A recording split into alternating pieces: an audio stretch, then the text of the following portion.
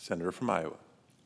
On May 7th, we learned of a cyber attack on the Colonial Pipeline. This resulted in gas shortages and lines across the East Coast. You see it on television every day. During the news conference, Energy Secretary Granholm said, quote, "Pipelines are the best way to transport fuel," end of quote. This is certainly a fact.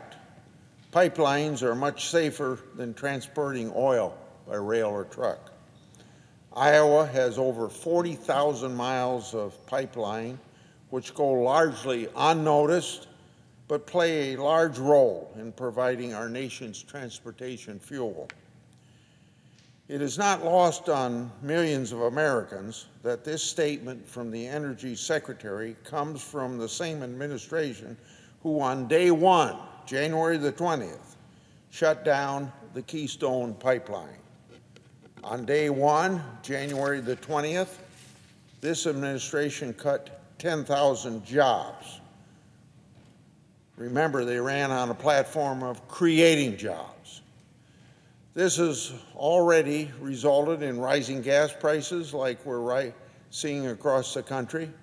In fact, gas prices will soon be more expensive than at any time since the Obama administration. This cyber attack on Colonial showed America just how critical pipeline infrastructure is for transportation and how that affects national security. For an administration that is stressing infrastructure, maybe they should take a second look at the decision on January the 20th to shut down the Keystone XL pipeline. I shudder to think that if the Colonial Pipeline was attempting to get a permit today, this administration might not even allow the construction.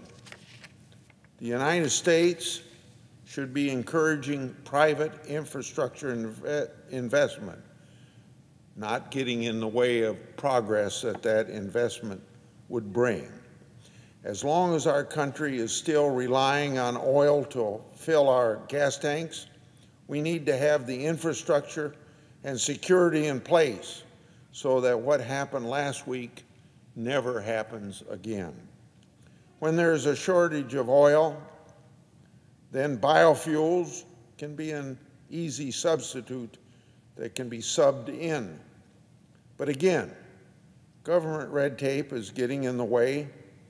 The Environmental Protection Administration should quickly finalize a rule to broaden the availability of existing infrastructure for use with E15, ethanol, and related labeling requirements.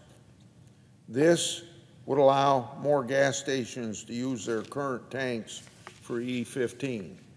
We need a balanced approach, and biofuels such as ethanol and biodiesel can help achieve greenhouse gas reductions, strengthen our national security, keeping gas prices in check, and helping agriculture of America at the same time.